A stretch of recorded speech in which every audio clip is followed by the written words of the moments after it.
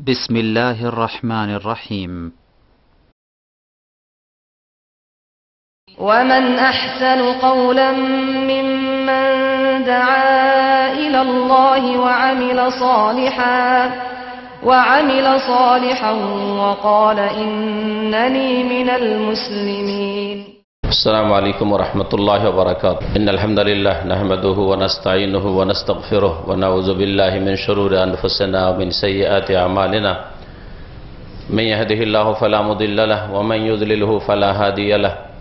وأشهد أن لا إله إلا الله وحده لا شريك له وأشهد أن محمدا عبده ورسوله صلى الله تعالى عليه وعلى آله وصحبه وسلم تسليما كثيرا. يا أيها الذين آمنوا اتقوا الله حق تقاته ولا تموتن إلا وأنتم مسلمون. يا أيها الناس اتقوا ربكم الذي خلقكم من نفس واحدة وخلق منها زوجها وبث منهما رجالا كثيرا ونساء واتقوا الله الذي تساءلون به والأرحام إن الله كان عليكم رقيبا. يا أيها الذين آمنوا اتقوا الله وقولوا قولا سديدا يصلح لكم أعمالكم ويغفر لكم ذنوبكم ومن يطع الله ورسوله فقد فاز فوزا عظيما. أما بعد فإن خير الحديث كتاب الله وخير الهدي هدي محمد صلى الله عليه وسلم وشر الأمور محدثاتها وكل محدثة بدعة وكل بدعة ضلالة وكل ضلالة في النار. أعوذ بالله من الشيطان الرجيم. ووصينا الإنسان بوالديه إحسانا حملته أمه كرها ووضعته كرها. আল্লাহ পাক রব্বুল আলামিনের যাবতীয় প্রশংসা যে আল্লাহ পাক রব্বুল আলামিন তার ইবাদত বন্দেগী প্রত্যেক মানুষের উপর ফরজ করেছেন।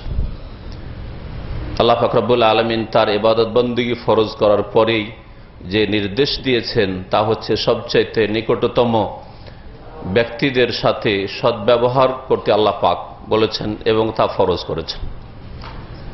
এই দুটি নির্দেশ আল্লাহ পাক পরস্পর একসাথে একই আয়াতে একাধিক জায়গায় আল্লাহ পাক উল্লেখ করেছেন। ওয়াবুদুল্লাহ ওয়ালা তুশরিকু বিহি শাইআ ওয়া বিল ওয়ালিদাইনি ইহসানা।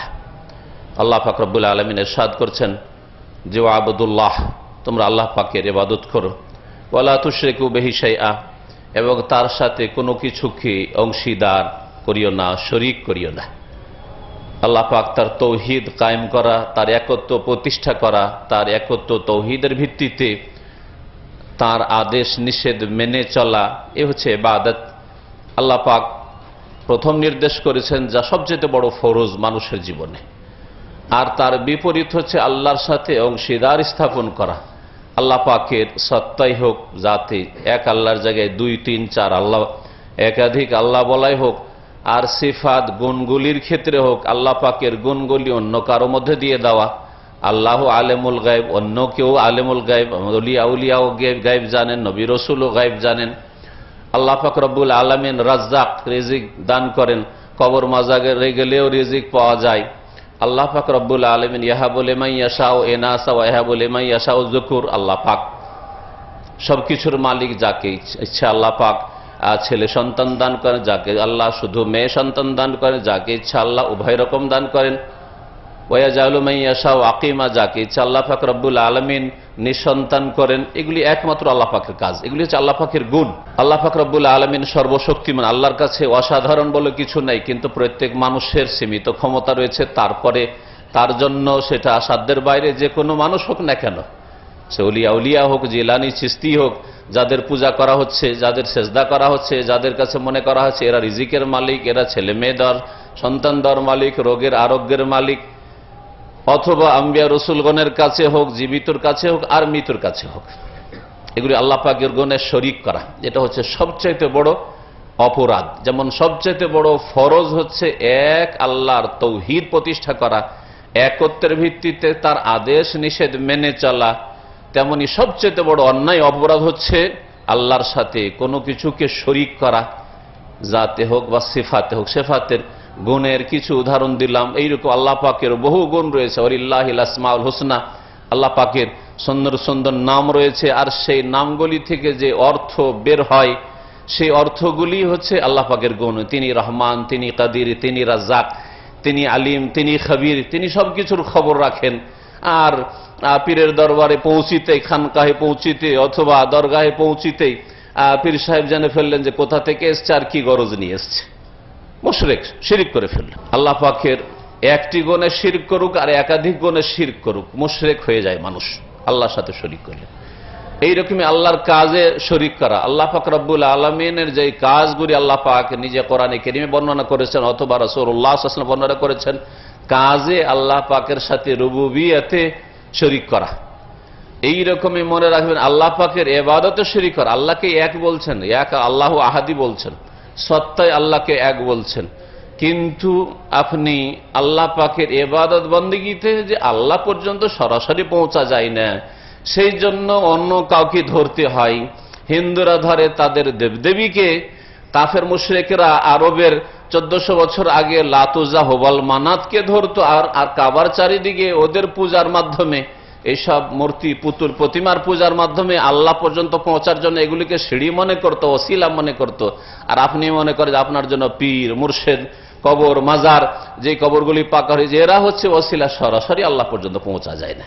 এটা হচ্ছে সবচেয়ে বড় অপরাধ। আল্লাহ পাকের ইবাদতে শিরক করলেন। এই তৌহিদকে বুঝে নিয়ে তৌহিদের ভিত্তিতে ঈমান ইসলামকে টিকিয়ে রাখা, আল্লাহ পাকের আদেশ নিষেধ পালন করা হচ্ছে ওয়াবুদুল্লাহ, আল্লাহ পাকের ইবাদত করা। ওয়ালা তুশরিকু বিহি শাইআ, তার সাথে কোনো কিছুকে শরীক করিও না। এই নির্দেশের পরে আল্লাহ বলছেন ওয়াবিল ওয়ালিদাইনি ইহসানা, তোমরা তোমাদের মাতা পিতার সাথে সদ্ব্যবহার করবে। ইহসান আল্লাহ কোন জায়গায় বলেছেন, কোন জায়গায় হুসনা বলেছেন, কোন জায়গায় আল্লাহ পাক এই নির্দেশ দিয়েছেন কাযা বলে, ওয়া কাযা রাব্বুকা আল্লা তা'বুদু ইল্লা ইয়াহু, কাযা বলে আল্লাহ পাকের চূড়ান্ত ফয়সালা। চূড়ান্ত ফয়সালায় কোন রকমের আপিল হয় না, কোন রকমের তাতে স্বাধীনতা ইখতিয়ার থাকে না, যে করলাম ভালো, না করলাম নাই করলাম, এইরকম ইখতিয়ার থাকে না। এই জন্য আমারা মানে নির্দেশ দেওয়া, কাজা মানেও নির্দেশ দেওয়া, কিন্তু আমার অনেক সময় নির্দেশ যে দেওয়া হয় সে নির্দেশে হয়তো স্বাধীনতা থাকে, নির্দেশ দেওয়া হয়েছে কিন্তু এটা উত্তম, এটা করা ভালো অথবা করা খুব গুরুত্বপূর্ণ, কিন্তু এমন না যে এ ছাড়া আর অন্য কিছুই চলবে না, এটা অনেক সময় নাও হইতে পারে। কখনো সেটা ফরজ বাধ্যতামূলক হতে পারে, কখনো সেটা ওয়াজিব সুন্নাত মুস্তাহাব উত্তমের দিকে তাতে নির্দেশ হতে পারে, এইরকম হতে পারে। কিন্তু কাজা আল্লাহ দিয়ে বলছেন ওয়া কাযা রাব্বুকা, হে নবী মুহাম্মদ সাল্লাল্লাহু আলাইহি ওয়াসাল্লাম, তোমার রবের চূড়ান্ত ফয়সালা, চূড়ান্ত নির্দেশ আল্লাহ তা'বুদু ইল্লা ইয়াহু ওয়া বিল ওয়ালিদাইনি ইহসানা, একমাত্র তার ছাড়া কারো ইবাদত করবে না। আল্লাহ পাকের জাতে সত্তায়, আল্লাহ পাকের গুণে, আল্লাহ পাকের কাজে, আল্লাহ পাকের ইবাদতেও কাউকে শরীক করবে না। আল্লাহ তা'বুদু, ইবাদত কারো করবে না। আপনার কাজগুলির কিছু কাজ, যেই কাজগুলি আপনি দুনিয়া আখিরাতের কল্যাণের জন্য করছেন, আল্লাহর সান্নিধ্যের জন্য করছেন, সেগুলির কিছু সামান্য যদি আপনি আল্লাহ ছাড়া কাউকে দিয়ে দেন, এটা হচ্ছে শিরক। আপনার মনের ইবাদত হোক, হৃদয়ের ইবাদত হোক, কথার ইবাদত হোক, আর কাজে কর্মের অঙ্গ প্রত্যঙ্গের ইবাদত হোক। হৃদয়ের ইবাদত যেমন উদাহরণস্বরূপ আস্থা, তাওয়াক্কুল, আল্লাহর উপরে একমাত্র ভরসা থাকবে। কিন্তু আপনার ভরসা যদি তাবিজের উপর থাকে, গলায় তাবিজ আছে, হাতে তাবিজ আছে, কোমরে তাবিজ আছে, বাড়িতে তাবিজ করে সুরক্ষিত করা আছে, বাড়িকে বাড়ি বন্ধ করা আছে, সুতরাং কোন বিপদ স্পর্শ করবে না। আস্থা কার ওপর? তাওয়াক্কুল, ভরসা কার ওপর? আল্লাহর ওপর। ইবাদত কার? এই তাওয়াক্কুলের ইবাদতটি আল্লাহ ছাড়া তাবিজকে, বাড়ি বন্ধ করাকে, মন্ত্রতন্ত্রকে দিয়ে দিন, শিরক। আল্লাহ পাক এখানেও আল্লাহ পাকের যে সবচেয়ে বড় হক, সে হকের কথা তৌহিদ, একত্ব এবং তার বিপরীত থেকে বেঁচে থাকা। তৌহিদ কায়েম করা, একত্ব প্রতিষ্ঠা করা, আর তার বিপরীত শিরক থেকে যতগুলি শিরকের ধরন রয়েছে, প্রকরণ রয়েছে, রাস্তার সবগুলি থেকে বেঁচে থাকা। ইল্লা ইয়াহু, একমাত্র তার ইবাদত করে। আসল হচ্ছে যে কারো ইবাদত চলবে না, কারো ইবাদত চলবে না। আল্লাহ তা'বুদু ইল্লা, একমাত্র তার ছাড়া। কত তাগিদ রয়েছে, ইয়্যাকা না'বুদু ওয়া ইয়্যাকা নাস্তাঈন। সূরা ফাতিহাত আল্লাহ শিখিয়েছেন একমাত্র তোমার ইবাদত করি, আর কারো ইবাদত করি না। ওয়া ইয়্যাকা নাস্তাঈন, একমাত্র তোমার কাছেই সাহায্য চাই। না গৌস আছে আল্লাহ ছাড়া কেউ, না কেউ মদত করনেওয়ালা আছে, না না কেউ আমার নেই, না কেউ গরিবের দাতা আছে, আর না কেউ উদ্ধারকারী আছে, কেউ নেই, না কেউ দস্তগীর আছে যে হাত ধরে উদ্ধার করে নেবে, আমার বেড়া পার করে দিবে, আমাকে মুক্তি দিয়ে দিবে, আমাকে রেহাই দেবে, না না কেউ নেই। আল্লাহ তা'বুদু ইল্লাহু। তারপরে বলছেন ওয়াবিল ওয়ালিদাইনি ইহসানা, আল্লাহ বলছেন আর মাতা পিতার সাথে ইহসান করবে। আল্লাহ পাক ইহসান বলেছেন, কোন জায়গায় বলেছেন ওয়াসাইনা, আমি নির্দেশ দিয়েছি, ওয়াসাইনা, একাধিক আয়াতে আল্লাহ বলেছেন ওয়াসাইনা, ওয়াসাইনাল ইনসান, মানব জাতিকে আমি নির্দেশ দিয়েছি। আল্লাহ পাকের নির্দেশ কত শক্ত করে আল্লাহ পাক রব্বুল আলামিন এই ভাষাগুলি ব্যবহার করেছেন, আপনি একটু চিন্তা করুন। বিওয়ালিদাই, মাতা পিতার সাথে, ইহসানা, হোসনা, একাধিক আয়াতে এক এক রকম করে আল্লাহ পাক বলেছেন। আর বিভিন্ন জায়গায় তার কিছু কারণ, কেন তুমি ইহসান করবে, কেন তুমি সৎ ব্যবহার করবে তোমার মাতা পিতার সাথে, এই বিষয়গুলির দিকে ইঙ্গিত করেছেন নবী করিম সাল্লাল্লাহু আলাইহি ওয়াসাল্লামের হাদিসে, তা বিস্তারিত বর্ণিত হয়েছে। বহু হাদিস রয়েছে, আর এমন কোন হাদিসের কিতাব নেই যেই কিতাবগুলিতে একটা চ্যাপ্টার বাবু বিররুল ওয়ালিদাইন, এই অধ্যায় হচ্ছে বিররুল ওয়ালিদাইন, মাওলিদাইন, মাতা পিতার সাথে সদ্ব্যবহার সদাচরণ সম্পর্কে। আর এর বিপরীতটা হচ্ছে উকুকুল ওয়ালিদাইন, মাতা পিতার বিরুদ্ধাচরণ করা, নাফরমানি করা, কথা কাজে আচার আচরণে ইশারা ইঙ্গিতে যেইভাবে হোক না কেন কষ্ট দেওয়া, এটাকে চরম শক্ত হারাম বলা হয়েছে। এবং এই রকম শ্রেণীর লোক যারা মাতা পিতার বিরুদ্ধাচরণ করে, কষ্ট দিয়ে থাকে, নাফরমানি করে, তাদের জন্য জান্নাতকে হারাম বলা হয়েছে নবী করিম সাল্লাল্লাহু আলাইহি ওয়াসাল্লামের সেই হাদিসে। আর তার জন্য জাহান্নাম অবধারিত বলা হয়েছে। এতগুলি শাস্তি থাকার পরে আর তারপরে শুধু আখিরাতের শাস্তি না, কারণ আজকালকার অধিকাংশ মানুষ কিছু ভালো কাজ করলে নগদের আশাই করে, নগদ অনিষ্ট থেকে বাঁচার জন্য করে, হয় নগদ কিছু পাবো, বেনিফিট হবে, ফায়দা হবে সেই জন্য করে, আর না হইলে নগদ কিছু অনিষ্ট থেকে মন্দ থেকে বাঁচবো সেই জন্য করে।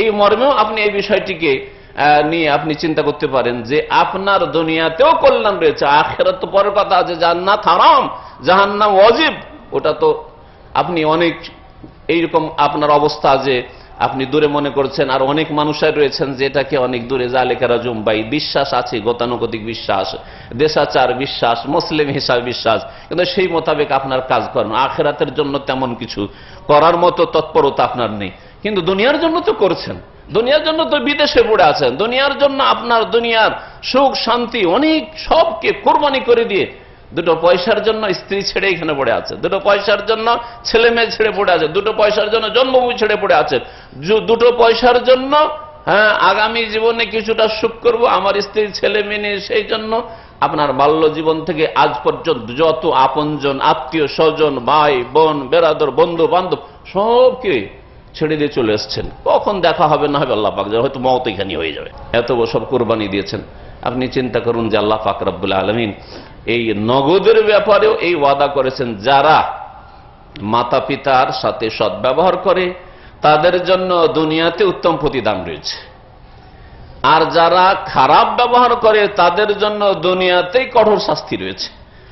আরবিতে প্রবাদ রয়েছে, কামা তাদিন ও তুদান, যেমন তুমি করবে তেমন তুমি ফল পাবে, যেমন কর্ম তেমন ফল, যেটা বাংলাতে বলা হয় কামা তাদিন ও তুদান, যেমন তুমি কর্ম করবে তেমন ফল পাবে, শুধু আখিরাতে নয় দুনিয়াতে। এই ক্ষেত্রে প্রিয় মুহাম্মদ রাসূলুল্লাহ সাল্লাল্লাহু আলাইহি ওয়াসাল্লামের হাদিস রয়েছে সহিহ বুখারীতে, মান সাররাহু, কেউ যদি ভালো মনে করে নিজের জন্য, কেউ যদি পছন্দ করে, কাউকে যদি ভালো লাগে যে আইয়ুনসা আল্লাহু ফি আসারিহি, তার আয়ু বৃদ্ধি করে দেওয়া হোক, আর তার রিজিকে ওয়াইবারাক লাহু ফি রিজকিহি, তার রিজিককে বৃদ্ধি করে দেওয়া হোক, বাড়িয়ে দেওয়া হোক, রিজিকে বরকত দেওয়া হোক, ফালিয়াসিল রাহিমাহু, সে যেন আত্মীয়তার বন্ধনকে মজবুত করে, আর সবচাইতে নিকট আত্মীয় আপনার বাপ আর মা, কারণ তাদের মাধ্যমে আপনি পৃথিবীতে এসেছেন, তাদের মাধ্যমে আল্লাহ পাক আপনাকে অস্তিত্ব দিয়েছেন।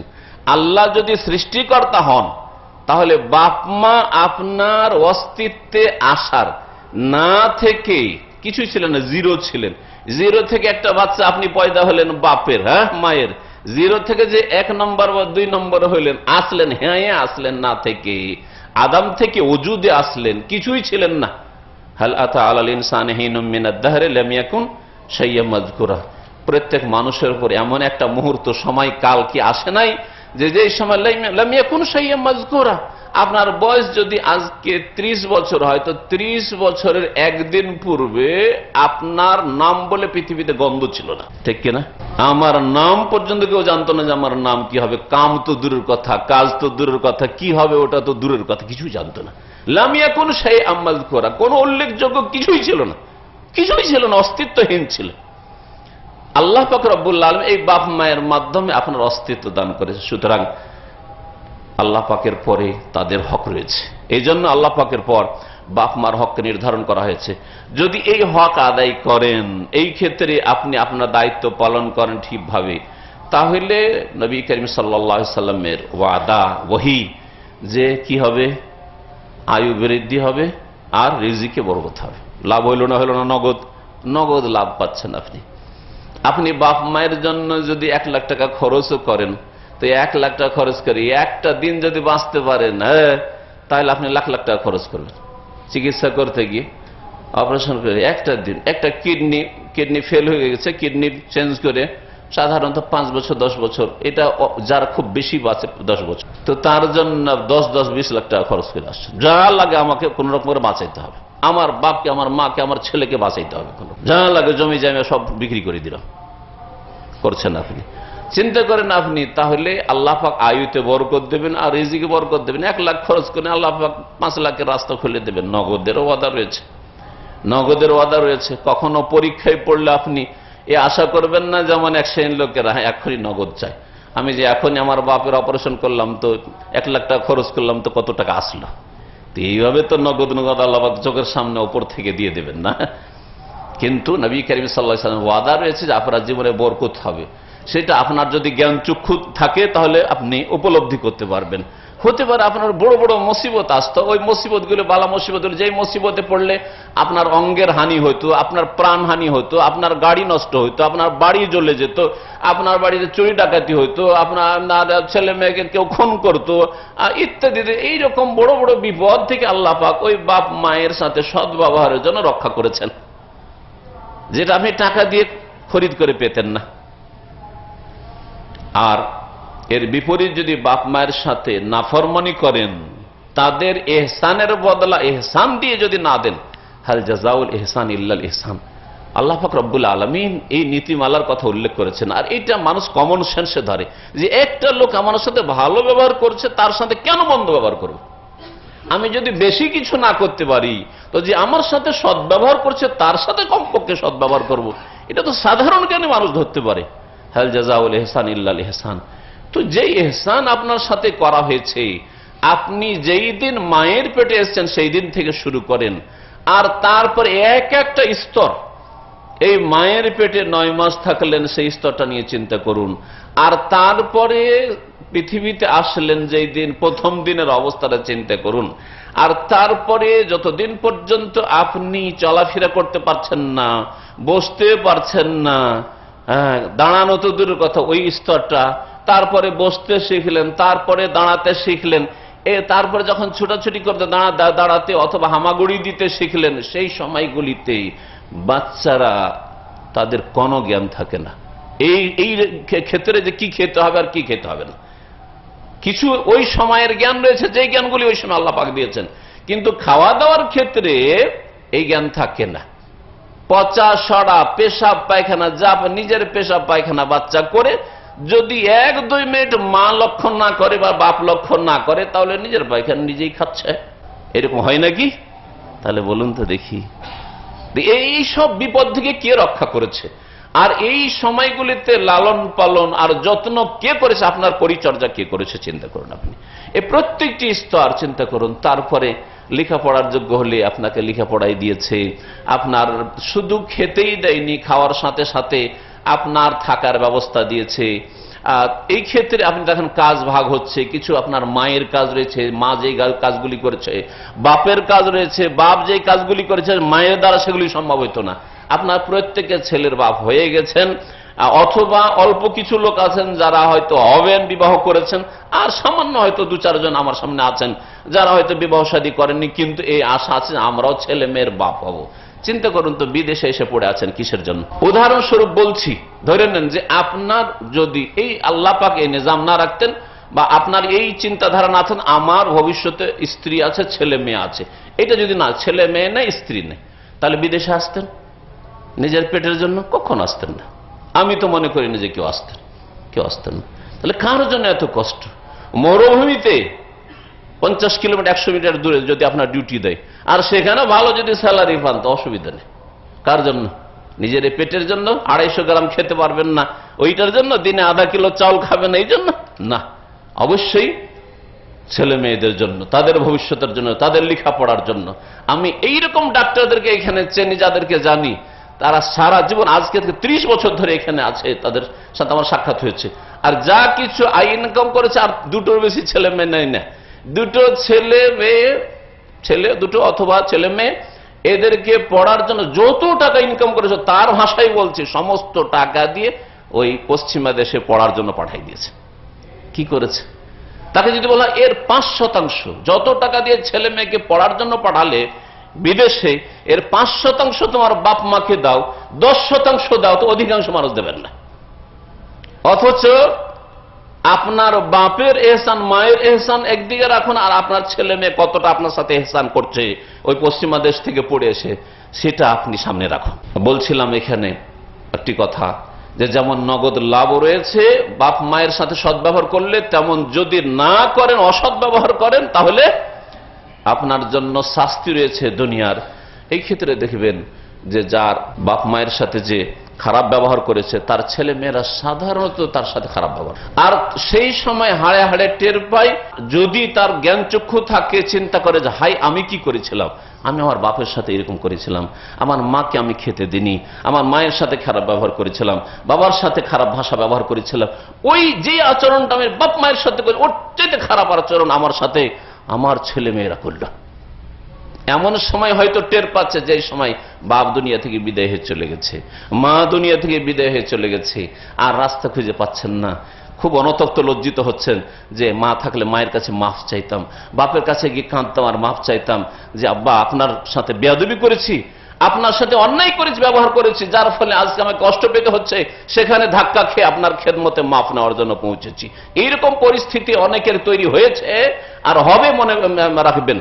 যদি এইরকম খারাপ আচরণ বাপ মায়ের সাথে করে থাকেন, প্রিয় নবী মুহাম্মদ রাসূলুল্লাহ সাল্লাল্লাহু আলাইহি সাল্লামের এই মর্মে একটি হাদিস রয়েছে যে এমন কোন মামিন আমালিন, এমন কোন আমল নেই, কর্ম নেই, পাপ নেই, যে ইউআজ্জারু লিসাহিবিল উকুবা ফিদ দুনিয়া, যার শাস্তি দুনিয়াতে দেওয়া হয়, ইল্লা উকুকুল ওয়ালিদাইন, তবে মাতা পিতার বিরুদ্ধাচরণ করা, মাতা পিতার সাথে নাফরমানি করা। উকুক শব্দটি হচ্ছে খুব ব্যাপক শব্দ।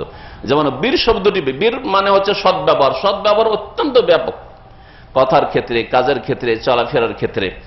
আপনি বাপ মাকে একটিও খারাপ ভাষা দিয়ে কষ্ট দেন না, খারাপ ভাষা দিয়ে কষ্ট দেন না। টাকা পয়সা ধরেন না প্রয়োজনে দিচ্ছেন, ঠিক আছে দিচ্ছেন, অনেকে এরকম আছেন, কিন্তু আপনি কোথায় যাচ্ছেন আর কখন আসছেন পরোয়া নেই। এটা আমার পার্সোনাল ব্যাপার, আমি কোথায় গেলাম না গেলাম আর বাপকে জানে তো মাকে জানে তো প্রয়োজনই বাকি। এইরকম অনেক ছেলেরা রয়েছেন, অনেক ছেলে রয়েছেন।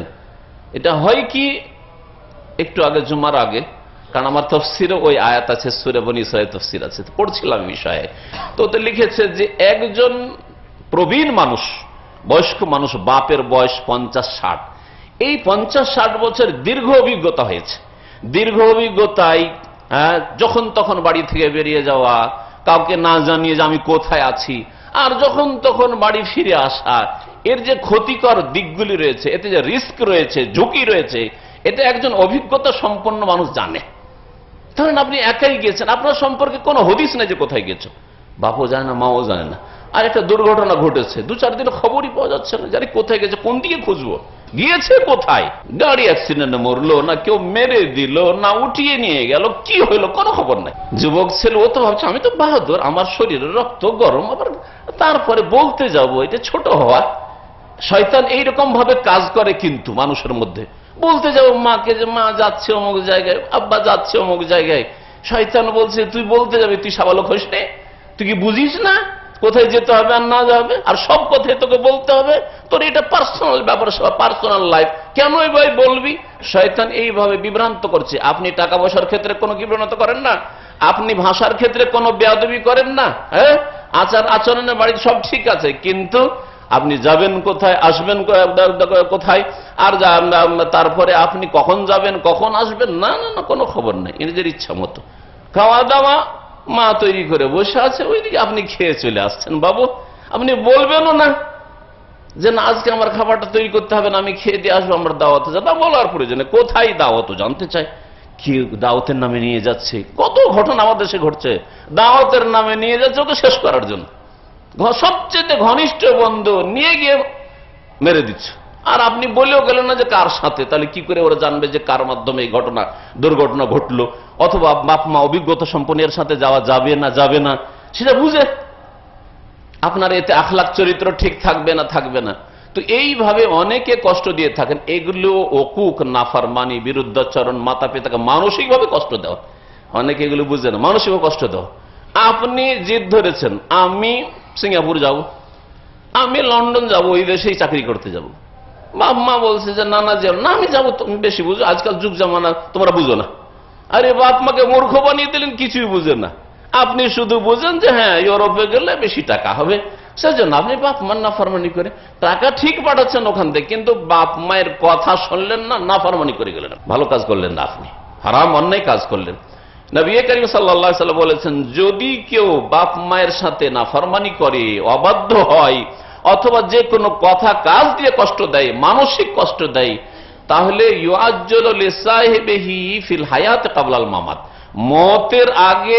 মতের আগে অর্থাৎ আখিরাতের শাস্তির আগে দুনিয়াতেই তাকে শাস্তি দেওয়া হবে, তড়িৎ শাস্তি দেওয়া হবে, দুনিয়ার শাস্তি চলে আসবে তার উপর। কোন রকমের শাস্তি আসবে আপনি বুঝতে পারেন না, কিন্তু যখন ওই শাস্তিটা আসবে তখন বুঝতে পারবেন যে আমি একদিন এইরকম কাজ করেছিলাম, আর মায়ের সাথে নাফরমানি করেছিলাম, কষ্ট দিয়েছিলাম, আল্লাহ আমাকে এখন কষ্টে ফেলে, যার মাধ্যমে হোক না কেন। আর সাধারণত এটা হয়ে থাকে ছেলে মেয়েদের মাধ্যমে। আপনি ছেলে হয়ে বাপ মাকে কষ্ট দিয়েছেন, আপনার ছেলেরা আপনাকে কষ্ট দিচ্ছে, কষ্টের ধরন আলাদা হইতে পারে, কিন্তু দুনিয়াতে এর অনেকটা বিচার হয়ে যায়, আর আখিরাতে তো শাস্তি রয়েছে। বলছিলাম যে মাতা পিতার আল্লাহ পাক রব্বুল আলামিন বড় হক রেখেছেন, সুতরাং এই ক্ষেত্রে কখনো যেন অহংকার না থাকে, কখনো যেন অবাধ্যতার মনোভাব না থাকে, কখনো যেন এইরকম না থাকে, এইরকম চিন্তাধারা না থাকে যে ওরা আমার চেয়ে বেশি বুঝে, মগজে যেন হয়তো প্রকাশ করছেন না, কিন্তু এই চিন্তাধারা যে ওরা আবার কি বুঝে, আগের মানুষ কি বা বুঝে না, ওদের অভিজ্ঞতা আছে, আপনার কাছে অভিজ্ঞতা নেই। সুতরাং ওই সময় অনেক সময় সংঘর্ষ হয়ে থাকে, যুবক রক্তের গরম, আর ওই দিকে অভিজ্ঞতা বলছে না তুমি এটা করিও না, এটা করো, নিষেধ করছে, তখন সংঘর্ষ বাধে, বাপ মায়ের সাথে মতের মিল হয় না, সেই সময় নাফরমানি করে ছেলে মেয়েরা। এই জন্য এই ক্ষেত্রে সতর্ক হবেন, আর মনে রাখবেন যে কোনো কথা বাপ মা বললে আপনি চার্জ করবেন না, কেন তাহলে নিষেধ করেছেন আপনি, শোকজ করতে বলবেন, ওতে মানহানি অনেক সময় মনে করবে, বাপ মনে করবে, মা আরে আমাকে যুক্তি দেখাইতে হবে, আমাকে ওকে শোকজ করতে হবে, তাহলেও আমার কথা শুনবেন না, এইরকম হইতে পারে। সুতরাং এইরকমের যেন আপনার মনোভাব না থাকে যে প্রত্যেক ক্ষেত্রে আপনার বাপ মা যুক্তি দিয়ে বুঝিয়ে দেবে যে এইটা করো, এই জন্য এটা করো, এটা করিও না, এই জন্য এটা করিও না, না, জরুরি নয়। ওই রকমই বিবাহ শাদীর ক্ষেত্রে বিশেষ করে মেয়েরা আমার দেশে আজকাল স্কুল কলেজ পড়ে মনে করে আরে স্বাধীন 22 বছর বয়স হয়ে গেছে, আমি যে ছেলেকে ইচ্ছা ছেলে চয়েস করবো। হ্যাঁ, তোমার রেজামন্দির মেয়ে হিসাবে রেজামন্দির তোমার এখতিয়ার আছে, ছেলে তোমার চয়েসের এখতিয়ার ইসলামে রয়েছে, কিন্তু তার উপরে আল্লাহ পাক ওয়ালায়াত অভিভাবকত্ব বাপ মাকে দিয়েছেন। বাপ বুঝছে দূর থেকে, দূরদর্শিতা তার মধ্যে রয়েছে, অত দূরদর্শিতা তোমার মধ্যে নেই। একটা মহিলা এমনিতে অর্ধেক জ্ঞানের, ও ভাবে যে এই ছেলে এত দেখতে সুন্দর দেখে হয়তো পাগল হয়ে গেল, অথবা তার মধ্যে দেখলে এত বড় ধনীর ছেলে, আর আমি একটা গরিবের মেয়ে, ধনীর ঘরে আমি বউ হইতে পারবো, ওতেই পাগল হয়ে গেল, একটা গুণে পাগল হয়ে গেল। কিন্তু বাপ মা চারিদিকটা দেখছে, বাপ মা ধার্মিক হলে তার দিন আছে কিনা, আকিদা আছে কিনা, ইসলাম আছে কিনা, ইসলামিক পরিবেশ আছে কিনা, তারপরে ছেলেটা ধনীর ছেলে হইলেও চরিত্র ব্যবহার ভালো কিনা, মদখোর না, জুয়ারি ইত্যাদি, অথবা যেখানে সেখানে ঘুরে বেড়ায়, তার সাথী সঙ্গীরা বাজে ছেলে। সুতরাং এইরকম ছেলের হাতে মেয়ে উঠিয়ে দিলে ক্ষতি হইতে পারে, অথবা এইরকম পরিবারে যদি আমি ছেলের বিয়ে দিই তাহলে তার জন্য ক্ষতি হইতে পারে, না হলে সে কেন বাধা দেবে? অবশ্যই তোমার কল্যাণের জন্য কোনো কাজে বাধা দিচ্ছে, অথবা কোনো কাজে বলছে না এইখানে আমি বিয়ে দেব বলছে, সেই ক্ষেত্রে যদি দেখা যায় যে আমার কিছু ছাড় দিতে হচ্ছে বা আমার পুরোপুরি মন মতো হচ্ছে না, তবুও সেই ক্ষেত্রে বাপ মায়ের আদেশ নিষেধ মেনে চলা উচিত। এই ক্ষেত্রে নবী করিম সাল্লাল্লাহু বহু হাদিস রয়েছে, যে হাদিসগুলি এখানে পেশ করার সময় নেই, কারণ এরপরে আমাদের ইসলামী সেন্টার প্রোগ্রাম রয়েছে তাফসিরে, যেমন অনেক ভাইরাই জানেন বা অধিকাংশ ভাইরা যারা এখানে আসেন হয়তো জানেন। আর যেসব ভাইদের সময় হবে তারা আশা করি সেখানে আমাদের ধারাবাহিক তাফসিরে পৌঁছিবেন। নবী করিম সাল্লাল্লাহু আলাইহি ওয়াসাল্লামের সামনে এক সাহাবী এসে বলছেন, ইয়া রাসূলুল্লাহ, আমি আমার বাপ মা জীবিত আছে আর জেহাদের নাম লিখে ফেলেছি। নবী সাল্লাল্লাহু আলাইহি ওয়াসাল্লামের জামানায় জেহাদে আগে থেকে সাহাবীরা নাম লিখেতেন, জেহাদের নাম ওকাদ যেহেতু আস্তাশিরুক, আপনার কাছে পরামর্শ নেওয়ার জন্য এসেছি যে এখন আমি বৃদ্ধ বাপ মায়ের সেবা যত্ন করব, খেদমত করব, নাকি আমি জেহাদের নাম লিখে দিয়েছি সেজন্য জেহাদে চলে যাব। নবী করিম সাল্লাল্লাহু আলাইহি ওয়াসাল্লাম বলে, ফাফিহি মা ফাজাহিদ, তুমি বাপ মায়ের সেবাতেই তুমি জেহাদ করো। কারণ জেহাদ মানে শুধু অস্ত্র ধরা না, যেমন এক শ্রেণীর মূর্খ লোকেরা বুঝে জেহাদ মানে অস্ত্র ধর, জেহাদ মানে শুধু কাটো, জেহাদ মানে শুধু মারো আর মরো না, এটা নয় অর্থ। জেহাদ মানে সর্বাত্মক চেষ্টা চালানো, জেহাদ মানে মেহনত পরিশ্রম করা, জহুদ মানে মেহনত পরিশ্রম করা। বাপ মায়ের খেদমতে মেহনত পরিশ্রম করেছেন জেহাদ। নবী করিম সাল্লাল্লাহু আলাইহি ওয়াসাল্লাম বলেছেন যে মহিলাদের জেহাদ রয়েছে। মহিলাদের জেহাদ কি? নবী সাল্লাল্লাহু আলাইহি ওয়াসাল্লামকে জিজ্ঞাসা করা, আলান নিসা জিহাদুন ইয়া রাসূলুল্লাহ, ইয়া রাসূলুল্লাহ, মহিলাদের নারীদের কি জিহাদ রয়েছে? নবী সাল্লাল্লাহু আলাইহি ওয়াসাল্লাম বলেন, আলাইহিন্না জিহাদুন লা কিতালা ফি, নারীদের এমন জিহাদ রয়েছে যাতে অস্ত্র ধরার নেই, কেতাল সশস্ত্র লড়াই নেই, লড়াইবিহীন জিহাদ রয়েছে। অস্ত্র ধরতে হবে না, লাঠি ধরতে হবে না, মারামারি করতে হবে না, আর তাতে জেহাদের সওয়াব রয়েছে, এবং সেটাই হচ্ছে জিহাদ, প্রচেষ্টা চালানো, মেহনত করা, পরিশ্রম করা। জি, সেটা কি? আল হজ্জ ওয়াল উমরাহ, নবী সাল্লাল্লাহু আলাইহি ওয়াসাল্লাম বলেছেন হজ এবং উমরাহ মহিলা জাতির জিহাদ। আর বাপ মা যদি বৃদ্ধ থাকে আর তাদের দেখাশোনার কেউ না থাকে, তাহলে এটা বড় জিহাদ। অনেক সময় তাদের দেখাশোনার বেশি প্রয়োজন রয়েছে, টাকা পয়সা বাড়িতে আছে, সংসারে আছে, আপনি ভাবছেন না বিদেশে আমি বেটার চান্স, বিদেশে বাপের একটা ছেলে, বিদেশে যাব, বিদেশে অনেক টাকা পাবো, কিন্তু আপনার সংসার চলার মতো আছে, তাহলে আপনার জন্য উচিত হবে যে ওখানে বাড়িতে থেকেই জিহাদ করা, বাপ মায়ের খেদমতে জিহাদ করা। হ্যাঁ, বাপ মায়ের চলে যেতে পারবে, কাউকে কারো সাহায্য নিয়ে চিকিৎসা সেবা ইত্যাদি বাড়ির সেবাগুলি ওগুলো হয়ে যাবে, হাট বাজার হয়ে যাবে, কিন্তু অর্থের অভাব আছে। সুতরাং বিদেশে গিয়ে বাপ মায়ের জন্য চিন্তা করা, ছেলে মেয়েদের জন্য চিন্তা করা, হালাল রুজি সন্ধান করা, এটা হচ্ছে জিহাদ, এটাও জিহাদ। এই জন্য মুমিনের জীবনে যদি ইখলাস থাকে, ইখলাসের সাথে আপনি দুনিয়ার রুজি তলব করেন, রিয়াল ডলারও যদি তলাশ করেন, ইখলাসের সাথে আল্লাহর সন্তুষ্টির জন্য এই হালাল রিজিক আমি খাবো, আমার বাপ মাকে খাওয়াবো, বৃদ্ধ বাপ মাকে তাদের খেদমতে খরচ করব, তাদের চিকিৎসায় খরচ করব, আমার ছেলে মেয়ে লালন পালন করব, আমার স্ত্রীর ভরণ পোষণ আল্লাহ ফরজ করেছেন তা আদায় করব, তাহলে এটা হচ্ছে জিহাদ। নবী করিম সাল্লাল্লাহু আলাইহি ওয়াসাল্লাম প্রত্যেকটি ক্ষেত্রে এই জন্য সাদকা বলেছেন। সম্মানিত মুসলিম ভাইরা, আল্লাহ পাক রব্বুল আলামিন যেন আমাদের সকলকে বাপ মায়ের খেদমত করার তৌফিক দান করেন। এবং একটি কথা বলে শেষ করছি, যেটা অত্যন্ত জরুরি, সেটা হচ্ছে মা বাবা অনেকের ইন্তেকাল করে গেছেন, ইন্তেকাল হয়ে গেলে তাদের সাথে সদ্ব্যবহারের রাস্তা। নবী করিম সাল্লাল্লাহু আলাইহি ওয়াসাল্লামকে এক সাহাবী এসে জিজ্ঞেস করলেন, ইয়া রাসূলুল্লাহ, আবাকিয়া মিন বিররি ওয়ালিদাইয়া বাদা মাউতিহিমা বা বাদা ওয়াফাতিহিমা, বাপ মা ইন্তেকাল করে গেছে, তাদের ইন্তেকালের পরে কি কোনো বীর সদ্ব্যবহারের রাস্তা আছে বাপ মায়ের সাথে, পিতা মাতার সাথে? নাম, হ্যাঁ অবশ্যই, বাপ মায়ের সাথে তাদের মরে যাওয়ার পরে, ইন্তেকালের পরেও সদ্ব্যবহারের রাস্তা খোলা আছে। কি?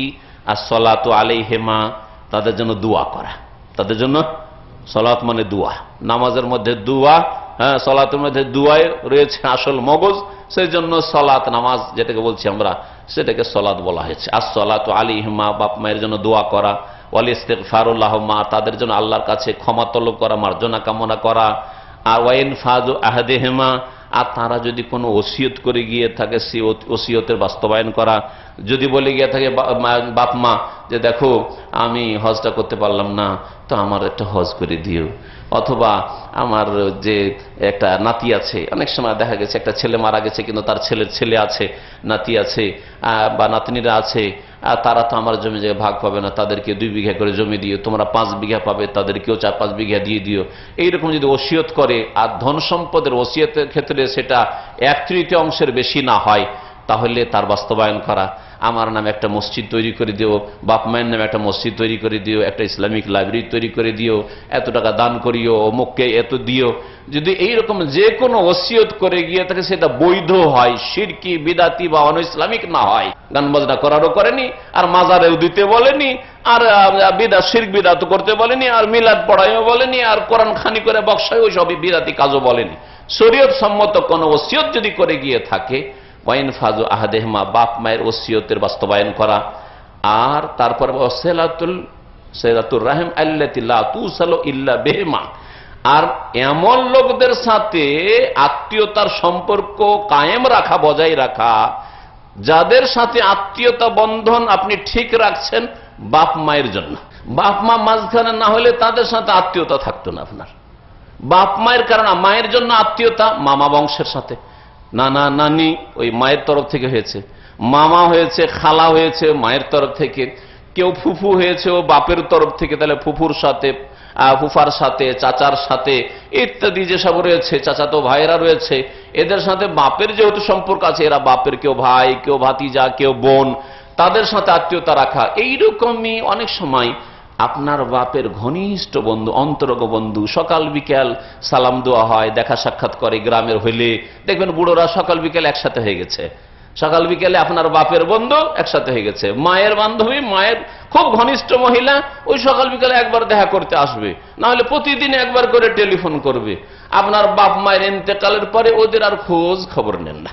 অনেক মহিলারা বা অনেক ভাইয়েরা এইরকম অভিযোগ করেন, বৃদ্ধ লোকেরা, যে এইরকম আমার ছেলেরা, যে ওর বাপ মারা গেছে, বাপ মারা যাওয়ার পরে ওই লোকগুলো আসে তো বাড়িতে আসলে বসতেও বলে না। বা বাপ অভিযোগ করছে যে আমার ছেলেদের মা মারা গেছে, আর মা মারার পরে মহিলা আগে এসে সকাল বিকাল বাড়িতে বসতো, আর এখন আসলে আমার বইয়েরা বা আমার ছেলেরা একটু বসতেও বলে না, খেতে দেওয়া তো দূরের কথা। তাহলে এটা বেয়াদবি করা এবং বাপ মায়ের সাথে নাফরমানি করা।